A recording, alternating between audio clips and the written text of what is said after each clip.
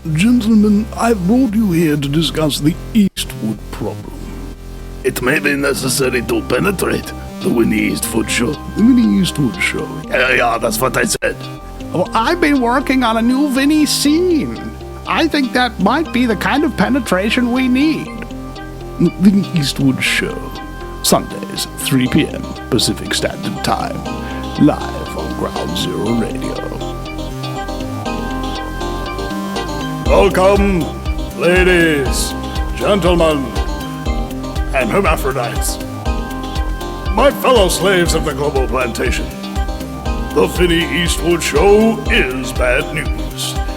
It's like the news, but so much worse. It's the lighter side of genocide. Just because we're being exterminated doesn't mean we can't enjoy it. Otherwise, what's the point of being killed? The Vinny Eastwood show, where the only thing worse than living in a high-tech global police state run by child trafficking Satanists is Vinny's jokes. And welcome to yet another exciting episode of the Vinny Eastwood Show. Ladies and gentlemen, we are live right now on Freedom Hub Radio here in New Zealand and also on Ground Zero Radio. Very much appreciative for all the people who do tune in. I see Amos, Alan Mosdale is in their chat already. Thank you so much for coming in, brother. Now, I want to do a little bit of housekeeping first, ladies and gentlemen. Yes, as your butler. The title of today's show is "The Nature of Evil." People don't know what they're up against, and the essence of what I'm trying to explain here to people is how to get so many different threats that you may or may not be aware of simultaneously cognizant, so that you actually understand not only each of the individual component parts, but the overarching problem that you're dealing with as each of these component parts are assembled. Now, of course, when people become first aware that all is not as it seems, that authority can't be trusted, that there's no such thing as experts, that the world is so corrupt that the nature of good is under constant threat of assailment from pretty much any direction, regardless of the industry which you specify. And that is why it is often met with people going into long bouts of depression or anger or doing foolish things, suicide and so on. Not to say that suicide's foolish and what have you. It's just not a very good idea because of the damage it does to all the people who loved you and will miss you. So if you're ever thinking about it, don't. I know that things are hard. I know. Everybody who's really actually ever meant something important to this world has gone through particularly hard times, which has broken ordinary people. And if you're into this kind of information and you're thinking about committing suicide, I want you to start to accept the possibility, if not the probability, that you are one of these important people, that the world is actually going to benefit from you being alive and doing your work in ways that may not necessarily benefit you, but they will benefit mankind going forward. The Greeks said your job in life is to plant a tree whose shade you know you shall never sit beneath. But why would somebody want to commit suicide in this world, knowing what they know about conspiracy and so on and so forth? Well, first of all, let's define what conspiracy is. It doesn't mean crazy, it doesn't mean untrue, it doesn't mean facts aren't supporting it. It's actually a very simple legal definition. Two or more people coming together to hurt another person or group of people without them realizing that it was them doing it all along. That's the basic legal definition of conspiracy. And it happens all the time, It's happening right now in various sectors, various industries, at all times, basically. You know, when you look at the birth rate, for example, the global birth rate, there's another baby born, and another, every 1.4 seconds or something like that, a baby is born. And thus, seems very much true for conspiracy. Okay, somebody's become a victim of a conspiracy just now, and now, and now, and now. Right. So, you've got the definition of conspiracy. You've got the basic concept that conspiracy happens within multiple industries, that it's happening all the time. These are not pleasant thoughts. These are not pleasant realizations, because you won't be able to continue thinking about it and doing it without some form of stress relief. Now, if we're looking at evil in and of itself, what actually is it? Well, it's antithesis. Okay, everything exists in polarity. Wherever there is good, there must also be evil to oppose it. Wherever there is light, there will also be dark. Wherever there is truth, there will also be lies. This is just the nature of reality. It's polarity. The opposites exist simultaneously, regardless of which direction that you're looking. Something that is opposing it has popped up immediately. And it just happened again. And it just happened again. And it just happened again. You see how that works? So, you and yourself, let's say you're sitting there, you're comfortable, you're safe, and you're just listening to the Vinny Eastwood show. How many of these conspiracies and threats and things of that nature are currently assailing you? Is there somebody busting down your door? Is there somebody injecting you with some kind of killer virus or something of that nature? No, none of those things are like immediately life-threatening. However, what evil has figured out is that if you immediately start with that, right, people will resist. They'll see it's very obvious that evil is trying to oppose them and oppress them and that kind of thing. So evil is sneaky. It doesn't just do what it wants to do immediately. What it will do is try and get as many of its goals accomplished without anybody realizing it's accomplishing anything. Okay, the nature of evil is the nature of conspiracy. Conspiracy is the nature of evil. Okay, these two things very much coincide because it is the playbook. So, if you're talking about, say, for example, a poisonous product, let's say it's a Coke or Pepsi, or whether it's pesticides or herbicides or something of that nature, trying to corrupt something, regardless of what it is, entering into your life. Where once, let's say 50, 60, 100 years ago or something like that, there would be organic food everywhere because that was the only kind of food that there was. And so over time, let's say you wanted to look at what these things do to people. You study it, you understand it, and then you begin to implement it. This is what evil has done for a significant period of time, using massive resources and great skill and finesse.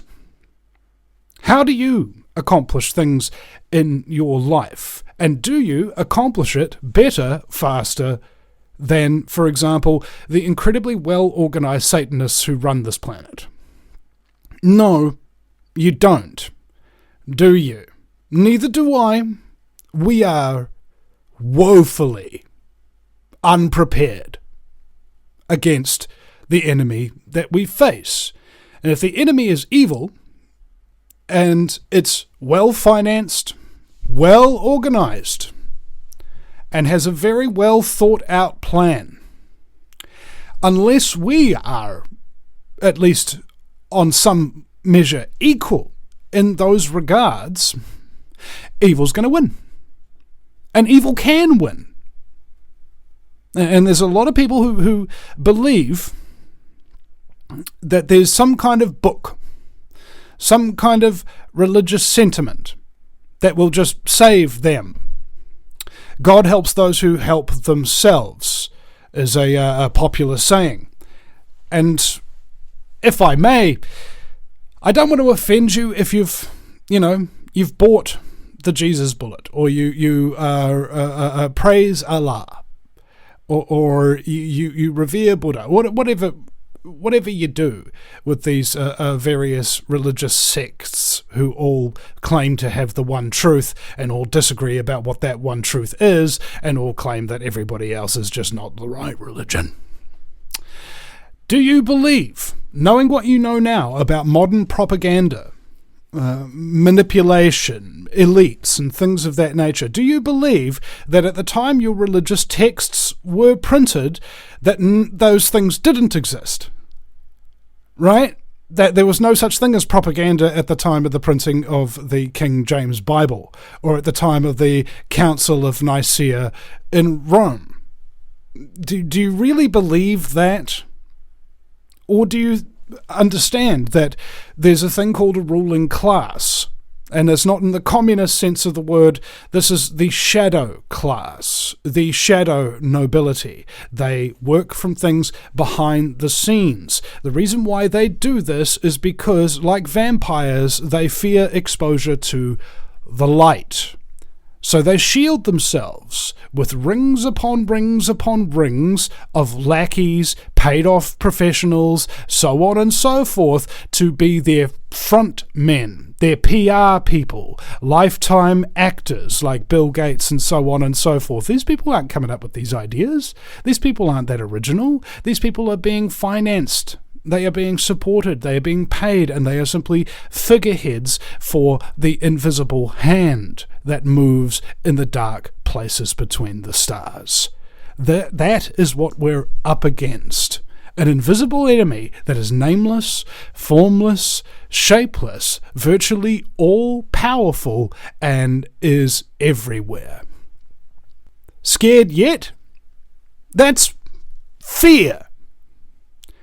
Fear is supposed to tell you certain things. How to respond to a threat. And if that threat is so massive, so overwhelming, then your body will go into a state of shock. This is what happens when you start learning about the nature of evil. This is what happens when you start learning about the nature of conspiracy. Your body and your mind will go into deep shock. You'll start yelling at your friends and loved ones. You'll start to retreat inwards. You'll start to isolate yourself. Because you can see what you could not see before. And what you see is frightening. For one very specific reason, you don't quite understand it yet.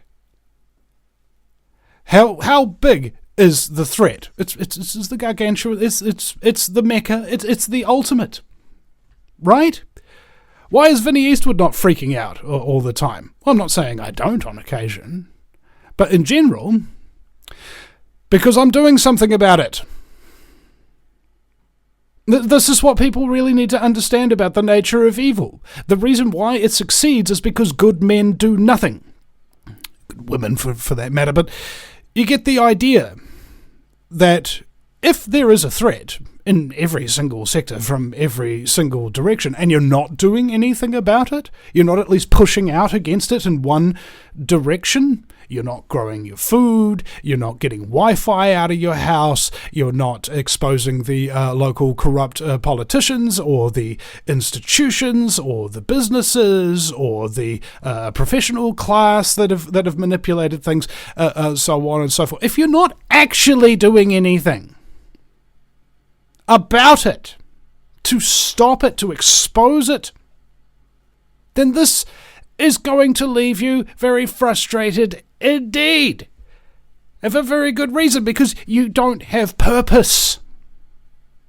You've got all this fear, all these things that I'm telling you now, you should be afraid of. You should be afraid of Wi-Fi. You should be afraid of pharmaceutical drugs. You should be afraid of herbicides, pesticides, artificial sweeteners, screen time, corruption, the military, the police, government, taxation, climate change, hysteria, legislation. You actually should be afraid of these things. Why? Are you encouraging us to be afraid, Vinny? No, I'm not encouraging you to be afraid. I'm encouraging you to not be frickin' insane.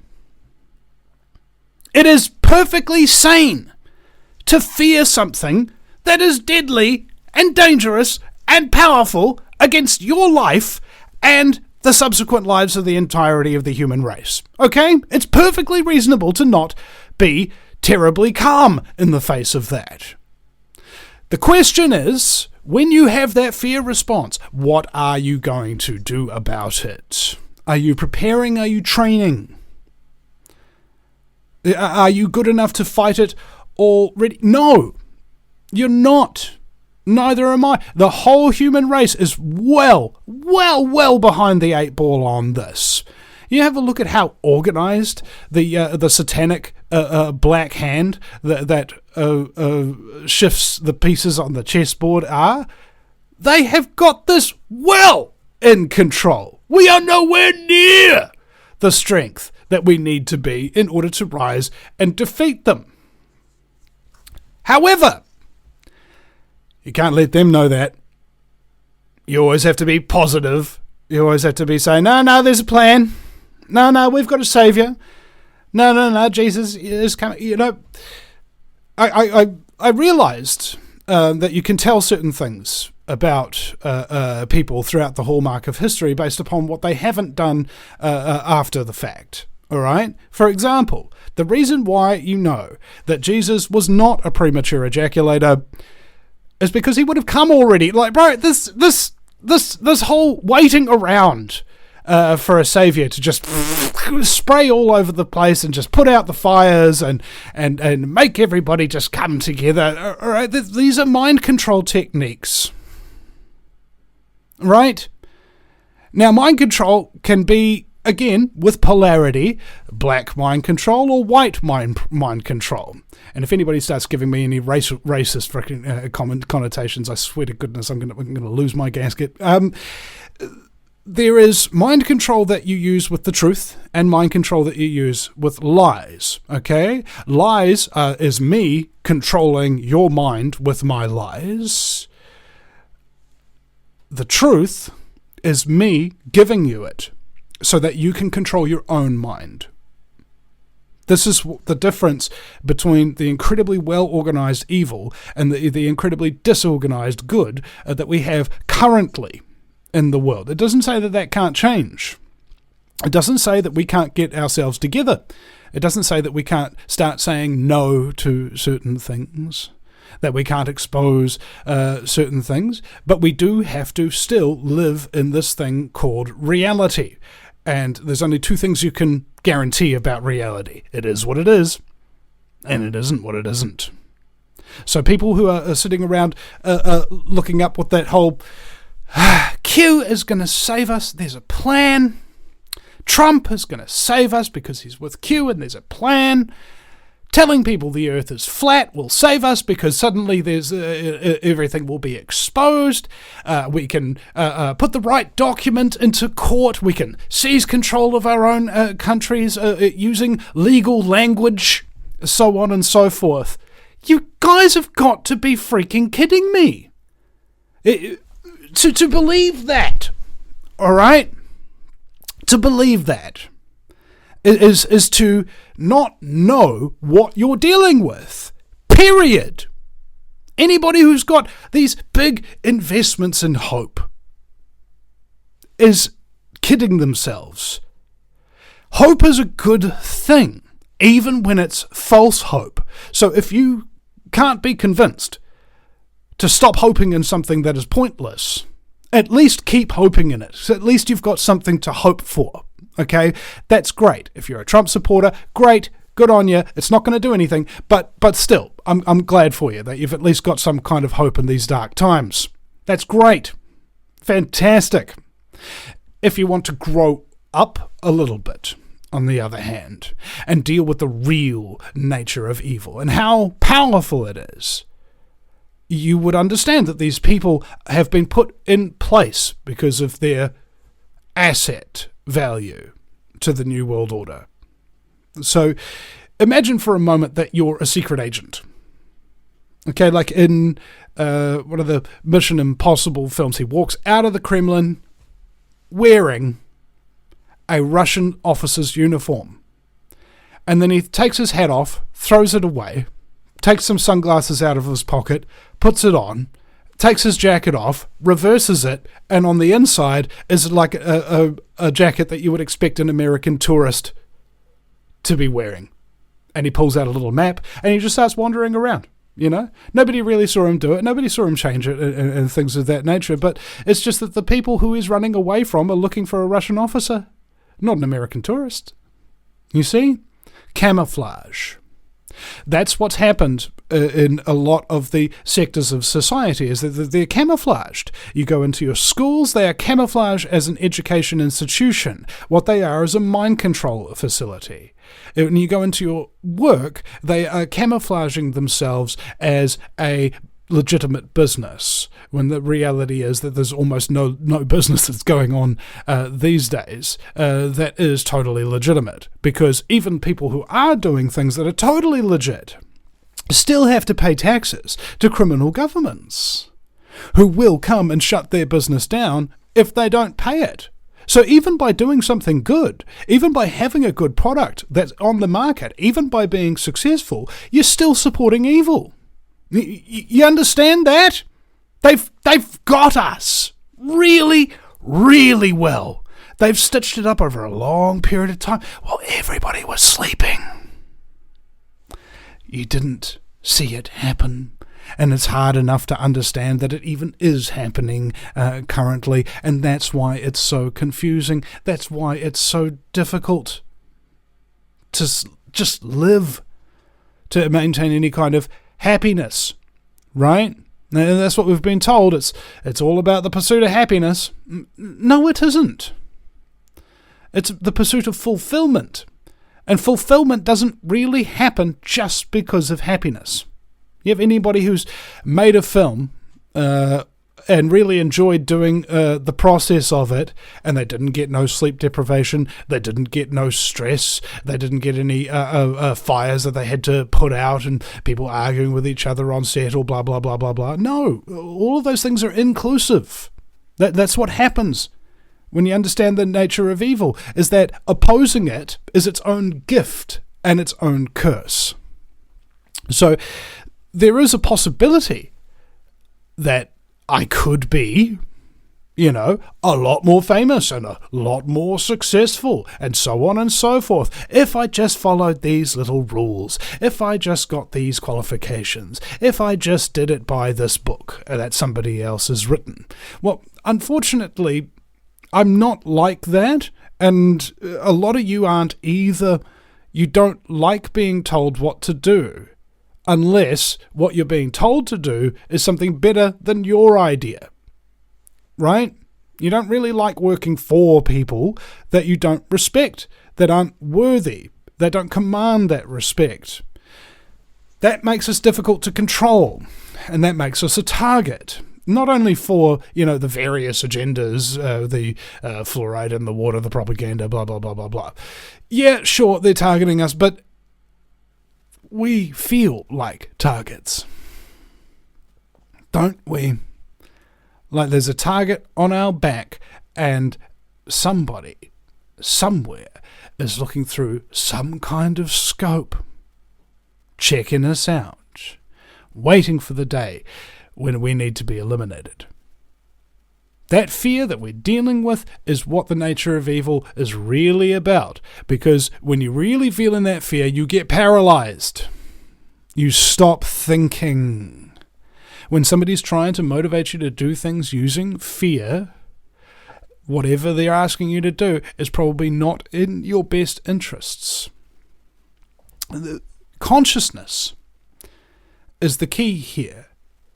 If you've got access to quote-unquote divine consciousness, and you're capable of divining what that language is, then you might be able to think your way out of situations. Everybody looks at option A and option B, and you find option A, point B, right? You go right through the middle because you can see things and you can think about things because you're not in a paralyzed state of psychological fear. That's what you're really up against to a large degree if you want to understand the nature of evil, is how it affects your mind, how it affects your body, and how you must oppose it. So you go, oh, well, I don't know, I need to know about the problems, I need to know the solutions. Okay, well, if you understood the problems, the solutions would be apparent. And if I told you the solutions before you understood the problems, when you implemented those solutions, they wouldn't work because you don't know why you're implementing them. And so things would become undone. It's like G. Edward Griffin told me that what he wanted to do was have the Constitution of the United States in 2 columns. Column number 1, what the Constitution actually is, just the words. And in column 2, what all those words actually mean, very spelled out, very defined, so that there can't be any misinterpretation, that there wouldn't be any Republicans or Democrats or liberals or conservatives, because it would just be truth. Right there. Straight. No confusion. This is what the nature of evil loves to do. Confuse you. Who's on your side? Is Vinny Eastwood on your side, or is Vinny Eastwood a apologist for the Freemasons? I can't believe there's somebody on the show the other day saying that. It cracked me up and also really pissed me off. Principally because I did the foreword for a book by James Robert Wright, who is a Freemason whistleblower, called Freemasonry's Cult Abuses. I wrote the foreword for that for him. And I'm somehow an apologist. You know, like people don't know what they're talking about. This is what I'm talking about when it comes to confusion. How do you define somebody as an actual good truth broadcaster? I think there's a number of different aspects to all of our personalities. First of all, the main personality characteristic that you're going to deal with in the truth movement is narcissism. Okay? Traits of narcissism. There's like 111 traits.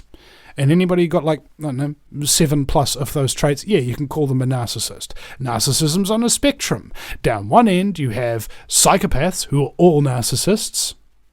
And then down the other end, you've got assholes. And all narcissists are assholes. And down there, not every asshole is a narcissist. All right? So the question is, how good are you at what you do? How much do you back up? How much do you hurt? And so on and so forth. It's all on a spectrum. There could be violent criminals, quote unquote, who are quote unquote a violent criminal because they killed a rapist who raped their daughter. Okay? Do you think of this person as like a dangerous criminal? No, you don't, because it's perfectly justifiable, even though what they did is technically a crime to kill another person. I don't think killing should be a crime. I think murder should be a crime. If somebody isn't doing anything to you and you end their life, that's murder. If somebody is doing something to you, or somebody that you love of a terrible nature and you can't get them to stop, then deadly force should be authorized. And everybody should just be like, yep, of course, yep, no problem. Because when you kill somebody, it's going to affect you, regardless of the circumstance. Some murderer busts into your house wielding a machete or something like that, and they're, unbeknownst to them, you have a shotgun with some buckshot in it. And they're dead. Perfectly justified. You didn't even get injured, right? But you'll still have to live with the guilt that you ended another human life.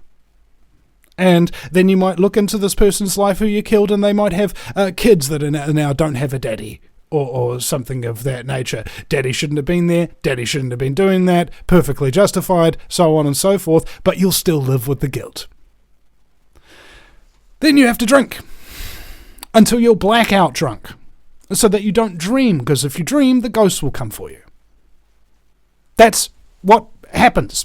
I've spoken to ex-police, spoken to ex-military, and various other people who've been involved with the industries that take human life for a living. And that's what they've all told me. Without exception, that's what they've all told me. So before you go off thinking about, oh, we need to go and kill these terrible people, just you don't going to cost. Right?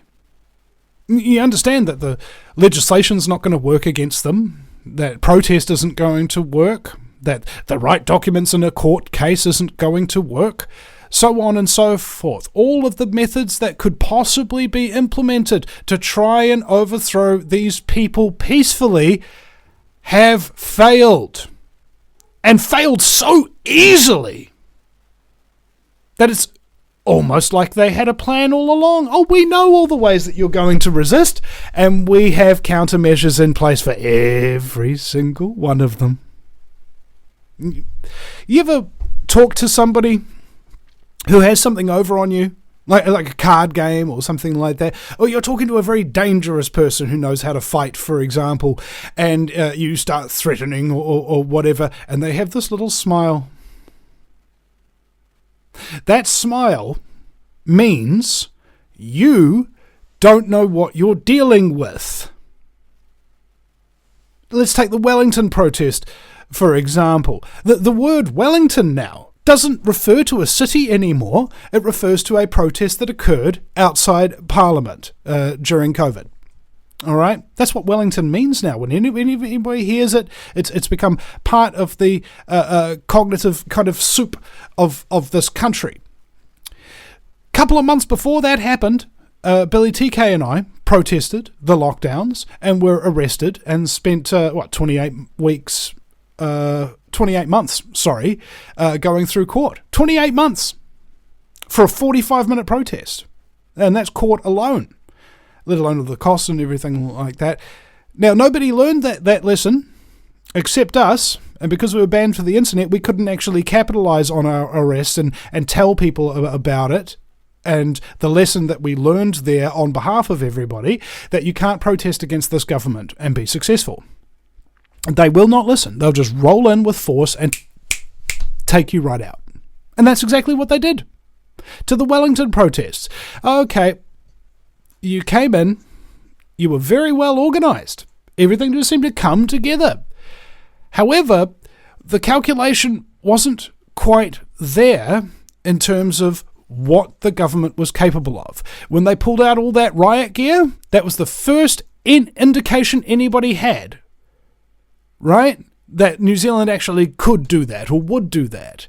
When they pulled out those giant rubber bullets, when they pulled out that pepper spray, spraying old ladies in the face, when they pulled out sonic weapons, electromagnetic radiation weapons. What makes you think that any protest, if it's starting to be successful, won't just get immediately have its throat cut by the brutal authorities with no conscience? Okay? That's what you're dealing with. They won't go peacefully. They won't just lay down, oh my God, you were right. We have been ruthlessly enslaving the entire human race, and it's got a whole bunch of negative consequences that affect us and our children and everything like that too. Oh my goodness, whatever have we done? No. Because the nature of psychopathy and evil is that it can't take responsibility for its own actions. There's an interesting factoid. Did you know that if a psychopath changes their name, all the people that they traumatise and all the horrible things that they did under their previous name, they immediately forgive themselves for? You come up and you go, oh, when you were going under this name, you did this and this and this. And they go, no, I didn't. Somebody else did. That wasn't me. And they actually believe it. That's terrifying. Okay? That's scary because it means that these people can't actually physically take responsibility for it, and it's difficult for you or me to even imagine the kind of consciousness that would allow that sort of thought process to happen, to prevent that sort of thought process from happening, for that matter. Right? It's because you've got a conscience. when you go to sleep at night, if that day you have had a fight with somebody, or something really bad has happened to you, or your stuff has been damaged, or it'll be difficult. Maybe not impossible, but at least a bit more difficult to get to sleep. Because when you fall asleep, your conscience has to get its thinking done before you can actually fall asleep so it can process it. So you'll be lying in bed, tossing and turning, going, oh, I'm really irritated with that guy, or something like that, or something they said, etc., and then you go to sleep. Psychopaths don't have that problem because they don't possess a conscience, you know? He'd be sitting there next to his evil guy, sitting next to his evil wife in his evil home with his evil giant bed, you know. Honey, what did you do today? Well, I satanically raped and ritualistically abused 20 children. Good night, honey. Out like a light, sleeps like a baby, no conscience to keep him up. That's scary. They don't even need to sleep that much. You know, the reason why you need like between 6 and 8 hours of sleep, depending if you're male or female, for your critical functions to operate, is because your consciousness needs to recharge at night. That's what the REM sleep is about. That's what dreaming is about. These people skip that process. So, you know how you could probably work for 8 hours a day, maybe 14, maybe 18 if you really wanted to push yourself, but then you'd start burning out after a time if you're pushing yourself too freaking hard for a too long a period of time. Psychopaths don't have that problem because they don't have to recharge the part of them that's going to go through all that stuff every day. You can imagine that you've got a blank wall or a bubble of water around you, and whenever anybody says anything offensive, anything that could possibly traumatize you or irritate you or something like that, just goes into that water, not you. And then at the end of the day, you just towel yourself off and you get rid of that water and it's gone. All right, amazing what these people can do. But that means that they can only sleep maybe between 2 and 4 hours a night. And when they wake up, they are full of evil and full of energy again because they just needed their meat suit to rest because they don't have a soul to recharge. You see? And now they've got 20 to 22 hours of infinite scumbaggery to inflict on the world with no conscience to restrain them. That's scary! Right? This is the nature of these people. I remember back in the day when I did a video called John Key Exposed in 6 minutes. I believe it's still on YouTube. Somebody must have stolen it and downloaded it and re-uploaded it, which I'm glad for, by the way. And for that matter, hey guys, feel free to share this broadcast. Send me donations and things of that nature. It's not the reason I'm doing it. All right, I got a really nice email from somebody the other day who listened to one of my things, Vinny the Conspiracy Therapist, okay? And it really helped them. And I was told by somebody, oh yeah, that's why we do it, Vinny. I was like, no, that's not why I do it at all. I'm not doing it to help you. I'm not doing it to help me, even. I'm doing this because it's the right thing to do. Period. I don't need any further justification. Is what I'm doing the right thing to do? Yep, okay, therefore I must do it. There's very little benefit in being a truth broadcaster by comparison to being somebody who parrots lies. Okay? There is 2 options for Vinny Eastwood. Number 1 is the option that I've chosen. I have to spend a lot of time alone. I don't have many friends. I have to work pretty hard and I barely get enough to survive. And I don't get invited to parties very often. So that's the route that I've chosen. Why did I choose that over being invited to parties all the time, having huge amounts of money, and always having an entourage, and so on and so forth? Well, because those things that I've chosen are the rewards of my craft, doing the right thing. It doesn't give you really a whole bunch of those extravagant rewards. And on the other hand, in order to get those other things, you'd have to compromise. You'd have to work with people you don't like, people who don't have a conscience. You'd have to work for them. You'd have to be underneath somebody in order for somebody to justify actually paying you squillions to do whatever it is you're greatly talented at. I'm sorry. That's not the right thing to do. And so a lot of people who are principally very successful in life are very unsuccessful in life, okay? Because they haven't figured out the real purpose for themselves. They're trying to pay off their mortgage or their car, or they're just trying to put food on the table or something like that. Expanding their consciousness, saving humanity, contributing to freedom and its promotion and preservation doesn't really come to mind when it comes to performing those tasks.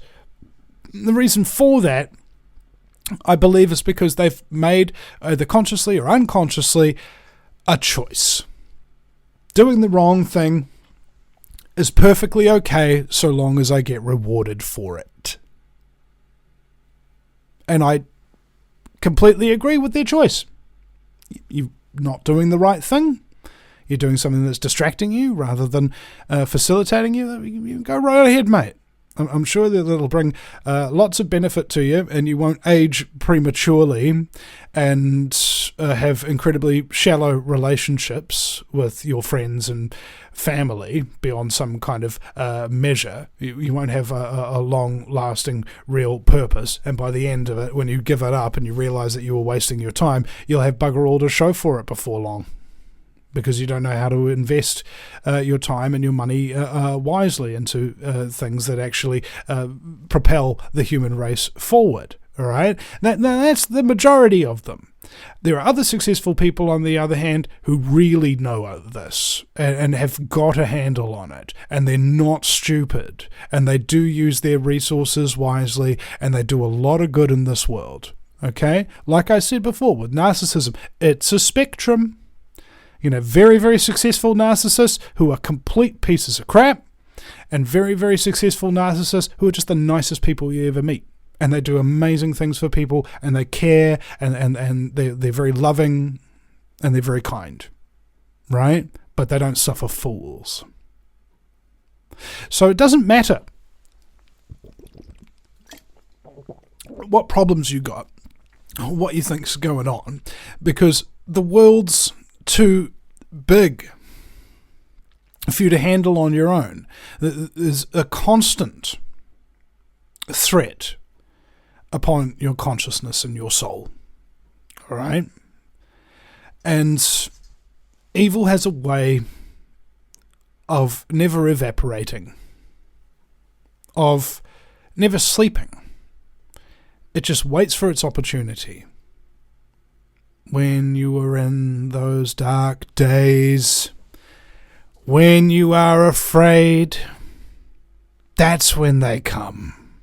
That's when they offer to save you. That's when they tell you everything's gonna be just fine, and then BAM! Right in the back of the head. It's how I describe it as, and the reason why people are so enamored and love their captors. There's a guy who sees a really beautiful woman walking down the street. And as he walks past her, he deliberately but secretly trips her up. And then as she falls, he catches her in his arms. And she falls in love with him. You see how this works? They ask you to give them permission. It's like vampires. They have to be let in. That's why the nature of evil is so problematic. Because it requires your participation in order for it to flourish. And your participation might not be active. Your participation could simply be allowing it to happen. If you see your friends doing things that are not right, and you don't say anything to them about it, that's not good.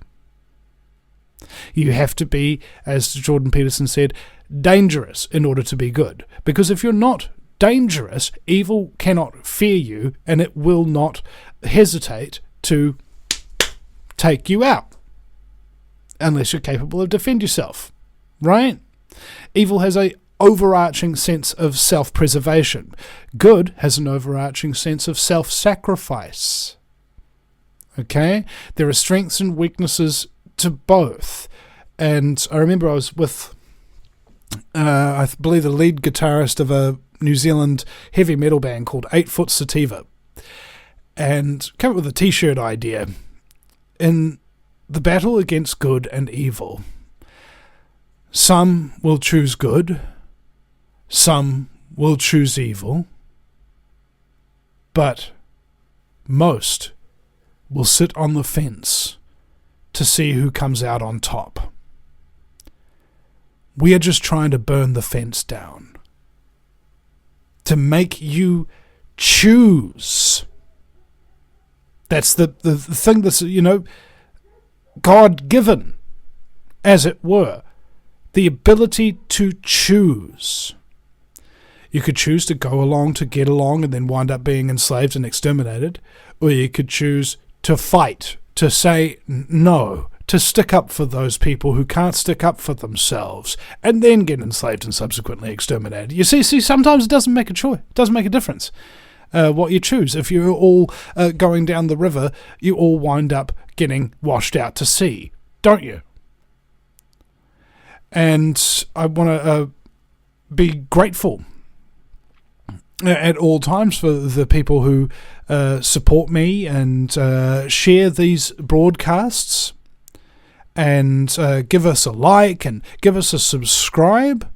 I love it when people go to the VinnyEastwoodShow.com and go to the latest page and have a look at the huge amount of shows that we have on there available for you. You can search any name practically, any topic practically, and you'll come up with archives that are associated with that you can listen to. That's work, man. That was years and years and years of work. What was it? 16 years now. I've been at this gig basically full time, and I don't see me really stopping at any point until it becomes illegal to do so. Really, that's why I don't talk about the Christchurch Mosque Massacre very often. That's why I don't talk about the V word for Vinny, very, very often, because it's illegal to do that. You see, now you're getting it? Who is the hidden hand? What are they not allowing you to question? What are they coming down on hardest for? Now, there's plenty of people in the truth movement who are going out there and they still haven't learned this lesson the hard way. I lost 6,000 videos. I learned the hard way what you should and should not talk about on certain platforms. And then I'm starting to recognize that a greater level of censorship is going to be in the works soon. That even what I've talked to you today about, even though there aren't any key buzzwords or anything like that, it's of the wrong consciousness level for this new satanic New World Order, darling, and we're just going to have to press a little button and boop, Vinny was gone.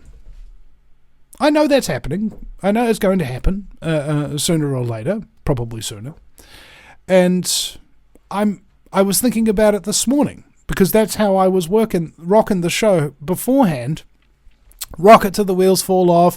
I don't care. We'll just do it. And then boom, that spirit-crushing kind of thing. Oh, my life's work's gone, huh? Everything I've ever done for anybody ever? That's all gone too? Huh. What a shame. Bawled my eyes out. Like a baby. It was just so painful. And that pain's going to come again. Okay? That pain is going to come again. And I know, because I'm too stupid to stop telling the truth. I'm too stupid to stop wanting to help people. So if you're foolish like me, start doing what you know is right. Okay? That's what David Icke told me, is that you have to do the right thing, regardless of the consequences. Think about the consequences after you do the right thing. Because if you think about them beforehand,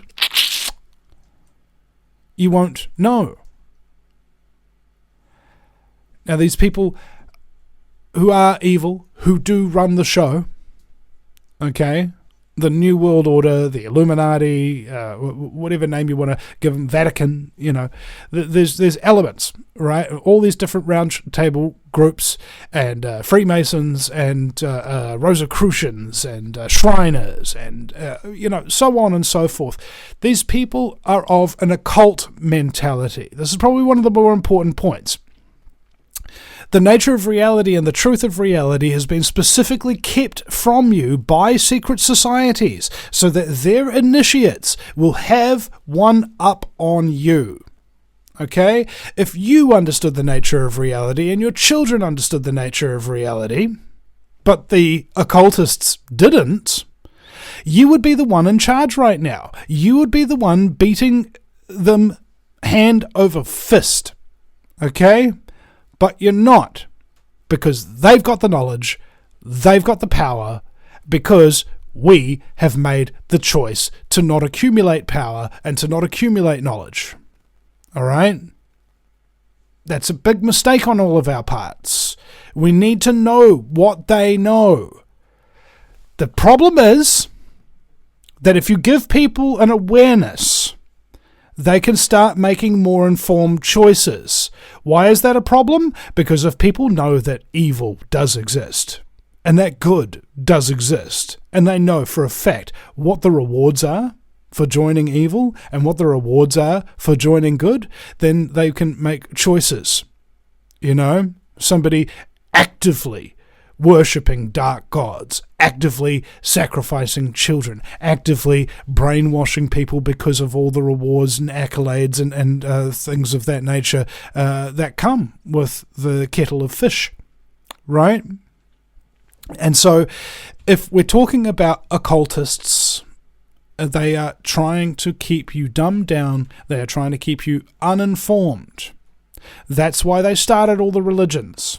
That's why if you look at the branches of Christianity, most of them were started by Freemasons, high-level guys, okay? They've corrupted your belief in God so that in worship of God, what you're actually doing is worshipping Satan, okay? What you're actually doing is serving evil. That's the whole point behind occultism. You can get people to support policies that are against their own interest, because they will not have the faculty, the actual mental ability to understand that which they have devoted their life to, thinking was good, is in fact serving the direct opposite agenda that they thought they were.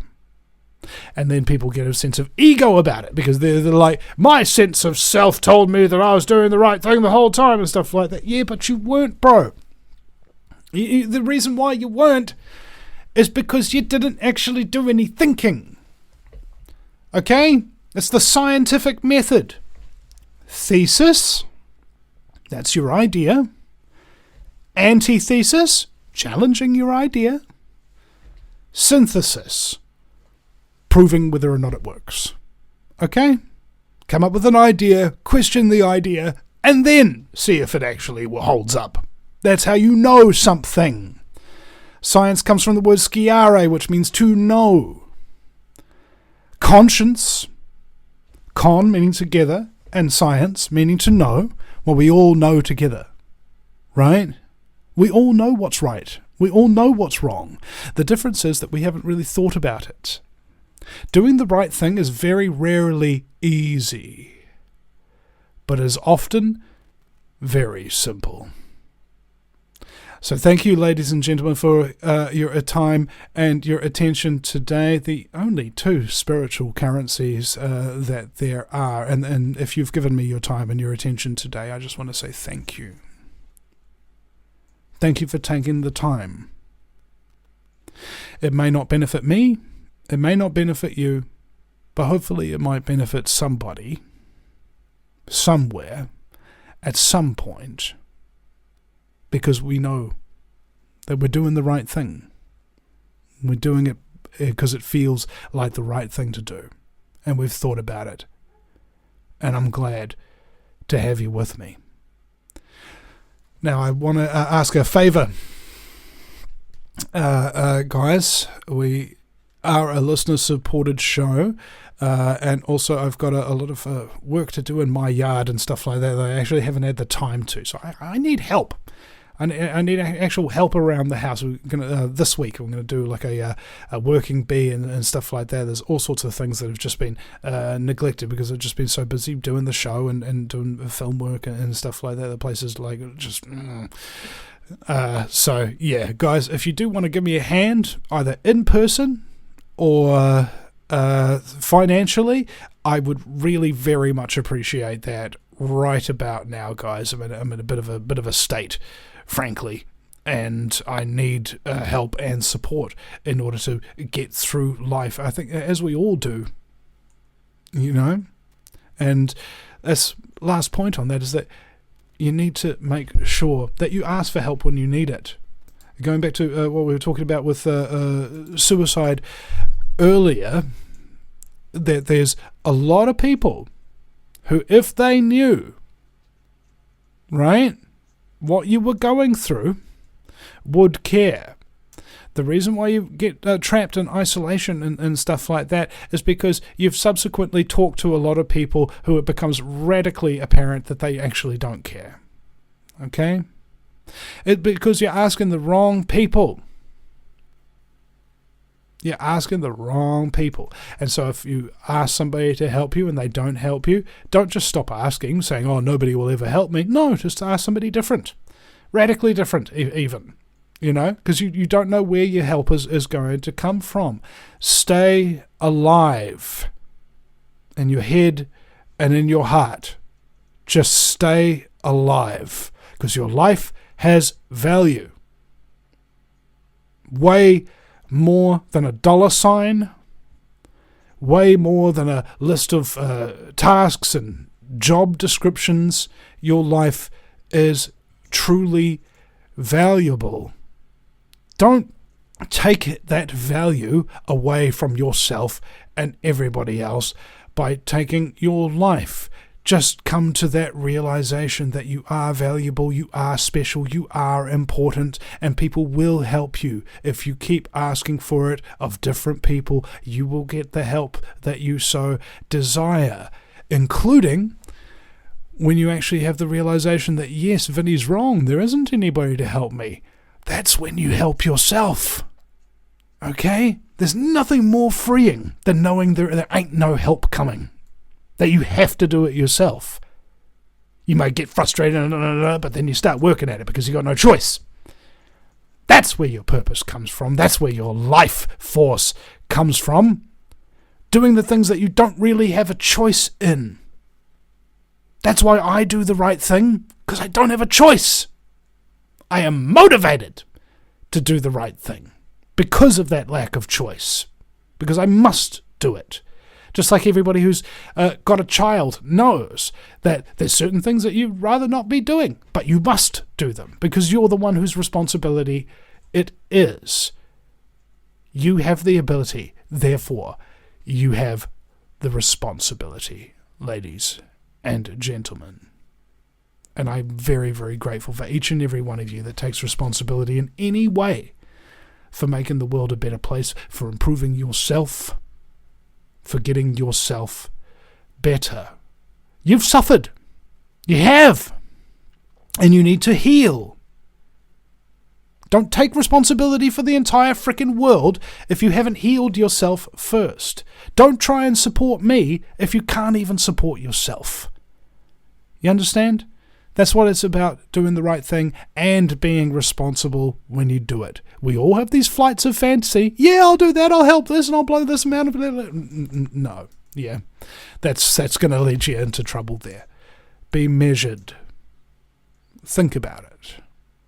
And just do what you know to be right. And things will just work. That's what evil doesn't get. That you don't need a plan. You don't need all of those things that they value so much. You don't need the car. You don't need the house. You don't need any of these things in order to feel like you've got a purpose in life. And in fact, there's a lot of people who have all those things and have nothing in terms of a feeling of purpose in their life. You ever seen these people who are, some of the richest and most powerful people in the world suffering from depression and committing suicide? That's why. Because they've allowed themselves to be robbed of their own purpose. And you shouldn't do that. No effing way. Don't pursue that which makes you depressed and feel alone and make you feel angry and undervalued because there's certain rewards in it and something like that. No, that means you're part of a cult. And the cult doesn't care about you. And they never will. Because they can't. They just can't care about you. And they won't. So stop looking for it. Stop looking for a savior. Save yourself one little bit at a time. Look at all your bad habits. All these self-destructive things that you do that aren't serving you. There's probably a big list of them. I've got a big list. I'm working on it. One thing at a time until I've actually got that nailed and it's gone. It's no longer a problem in my life. Then I go on to the next thing on the list. A lot of people try to solve all their life's problems in one big, oh yeah, the next 3 months I'm going to get rid of all my addictions, I'm going to get terribly healthy and stuff like that. Some people, they can frickin' do that. You seen the shape that Chris Hemsworth got into when he's doing the Thor movies and stuff like that, and the amount of what do you have to eat, like 4 chickens a day, and like 2 kilos of red kidney beans or something like that, amidst a massive 8 hours of working out a day or something. Some people can do that. They're powerful. They've got purpose. They've got, yeah, I'm doing this kind of thing. But then what happens when shooting's over? He loses all that muscle because most of his shirts don't fit. If you want to have a big change in your life, it has to be at a rate that you can actually sustain that change. In some cases, when you've got life-threatening illnesses and things of that nature, some of these changes have to be quite radical. That you have to unlearn lessons that you've learned over the entirety of your freaking life. You need to be okay with letting those things go. Those things that you did to make yourself feel good and what have you were actually damaging you. They were actually hurting you. And there's no problem with taking responsibility for them one at a time and getting them out of your life so that you can improve who you are. Because if you can't take care of yourself, you can't take care of anyone else. I'll leave you with that. Thank you so much, ladies and gentlemen. Lisa, Mary, Cotter, Sam, Bradley, Toyuri, Mason, and Amos as well. Thank you for that little $7 donation on the super chat there on the YouTube. By the way, guys, if you are watching on YouTube, there is a little super chat button, a little $sign. You can click it, drag the bar up to however much you think that Vinny Eastwood is worth to you. If I give you a feeling of self-worth and that kind of thing, Toyuri's just said to have a cold shower like every day. All right, it's like, and sometimes it's not by choice. How sometimes it takes that much longer for the hot water to get going in your shower versus somebody else's. I think it takes 20 to 30 seconds or something like that of my shower running before it actually starts to get warm. And so I'm standing there under the cold going, just every morning, that wakes you up just a little bit, just a little bit. Apparently it's good for your immune system or something, not that such a thing exists. It's a detox cycle and a tox cycle, not viruses and immune systems. Just terminology difference there, and then you understand how they actually work, because the body's not chemical, it's electrical. Speaking of electrical, electronic currency, ladies and gentlemen. Amos just signed up as well to be a subscriber on Tier 1. He's been subscribed for 40 months. 40 months! Holy cow! Amos! Have we known each other that long, bro? This is unbelievable. Oh, that's nice. Oh, and I think it's also really helpful for people to know exactly where and when you can go and support the Vinny Eastwood Show and what helps most, which is, I believe, on this screen. Here we go. There we go. On screen for those of you who are listening on YouTube, Twitch, and Facebook. Go to thevinnyeastwoodshow.com. TheVinnyEastwood show.com. TheVinnyEastwoodShow.com. That's Vinny with a Y because it's the most important question. And Eastwood, like, go ahead, make my news. And go ahead, ladies and gentlemen, start up an automatic payment. This is what we really, really benefit from hugely at the show, is people just giving those regular automatic payments through Patreon, KiwiBank, and PayPal. Sign up today, because as a Vinny Eastwood regular automatic payment donor, you say you want some help from me. You want me to counsel you for an hour or something like that? You want me to help you set up your live streaming stuff? You want to do radio, or you want to edit a video, or any of the things that I can do that you might have seen me do that you wish, I wish I knew how to do that. You will be amazed how quickly I can teach things. Couple of hours. And it's like 5,000 hours of working in a workshop or something like that. It's just like, okay, couple of hours, and now it's all done. It's all ready to stream, and you're away laughing, and now it's all on you. Okay? You have to understand that I'm very good at giving you the tools to express yourself. There's something I learned the other day from James. He was the lead actor on the Prince of Erewhon. He posted something that said the opposite of depression is expression. Okay? I want you guys to express yourselves, if possible. Principally because if you do not, you're going to get depressed, and that deprives the world of your artistic endeavors. If you need my help, or even if you just want my help, you have to do the one thing that nobody else has thought of doing. Ask. How did I get all these amazing guests on the show over the years? G. Edward Griffin, David Icke, Jordan Maxwell, or whoever the hell. There's just so many people that are like really amazing, and they've all come on my show because I just asked. Okay? And that's all you got to do. Ask me for your help. Give me help. Ask the universe for, whatever. Don't be afraid. Don't think, Vinny's bound to be too busy or something like that. I can guarantee you at the time that you email me, if I am too busy, I'll get back to you anyway. All right? Because there's this little flow that happens with things. Comes up, comes down, it's active, it's inactive, and so on and so forth. And you just plug that flow up so that it's just moving along. I can do that, man. If you need my help, you need a sensitive ear. Excuse me. You can ask me.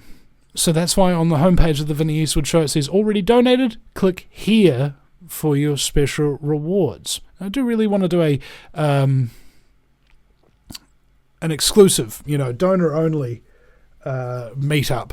Once a month or something like that. If you guys are actually interested in participating in that, if you are a donor and you're listening to this broadcast here today, send me an email and see whether or not that's actually a good idea, something that you'd want to do, and then we'll work out a date and a time that works for everybody, and so on and so forth. I'd like to organise that, because you guys are cool. And I'm very grateful for you all, and everything that you do in your own lives as well. Because ultimately, I've still just been seeing so many of you in real life and what have you. And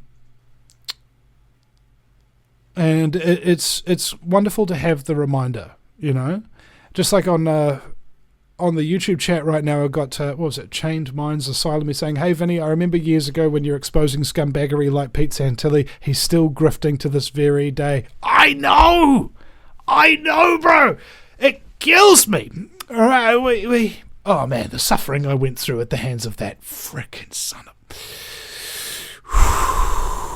Suddenly I'm back there. What a great way to end the show. Thank you very much for reminding me. Somebody stole my show.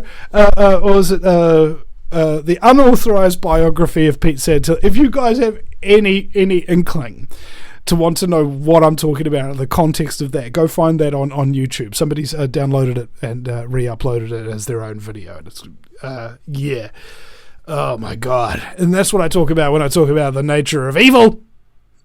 Is that it infiltrates everything that could be possibly perceived as good. Because good people work really, really hard to make things that are good happen. Evil people steal it from them. That's just its nature. You can't change it, but you can oppose it, and you can expose it, and you can help people to heal from the damage evil has done to them. Thank you, Tanya and Amos, our 2 Twitch listeners there. I don't know why people don't really use Twitch terribly much. Got David Z, and of course, the wonderful, the magnanimous, and the just lovely DK Spiracy in the chat room who's modding like a mofo. You know, bro, thank you so much for all your help there, and thank you everybody for all the little things that you do on a daily basis in your own lives, and to help me and support me in the work that I'm doing. You know, been doing it for a very, very long time, and I am so grateful, guys. I literally wouldn't be doing this anymore if I hadn't asked for your help and you guys just gave me exactly what I needed, exactly when I need it, every time. Every time. That's why it's hard for me to get really stressed and freak out about stuff, because I know that you guys have got my back, and I hope you realize that I've got yours too. So with that being said, thank you very much for listening, and we'll see you again sometime at the VinnyEastwoodShow.com. Gentlemen, I brought you here to discuss the Eastwood problem. It may be necessary to penetrate the Vinny Eastwood Show. The Vinny Eastwood Show. Yeah, that's what I said. Well, I've been working on a new Vinny scene. I think that might be the kind of penetration we need. The Vinny Eastwood Show. Sundays, 3 p.m. Pacific Standard Time. Live on Ground Zero Radio. Welcome, ladies, gentlemen, and hermaphrodites. My fellow slaves of the global plantation. The Vinny Eastwood Show is bad news. It's like the news, but so much worse. It's the lighter side of genocide. Just because we're being exterminated doesn't mean we can't enjoy it. Otherwise, what's the point of being killed? The Vinny Eastwood Show, where the only thing worse than living in a high-tech global police state run by child trafficking Satanists is Vinny's jokes.